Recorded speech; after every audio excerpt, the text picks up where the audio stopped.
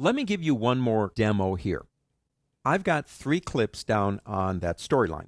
We know if we pick up our selection tool, I can move these around, maybe put it over here. Now, in doing so, my timeline maintains the integrity of its length. But what if I need to move that clip, but I don't need to move the integrity of the timeline? Maybe I want to put something else in there, maybe some audio, something like that. We know that if I pull this up here, I can do it. I can put it anywhere I want to, but it's changed the timeline because this clip moved back over again. Let me go ahead and put it back.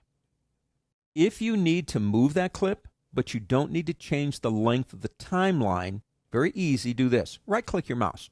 Lift from storyline. Now watch the end over here too. It did 2 things. It lifted it and it created a gap. The gap is there to hold the timeline in place. Now if I come back up here and maybe even pick up a piece of this, let me go ahead and bring that down and put it right about here. So now we have this lifted clip and this one right here, and you know as well as I do that once it gets here, the only thing we're going to see is that.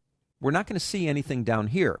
But for the purposes of editing, I needed that control. I don't anymore. I've got all these clips, and they're lifted up in different places, but I don't need it that way anymore. Here's a trick. Go ahead and select these 2.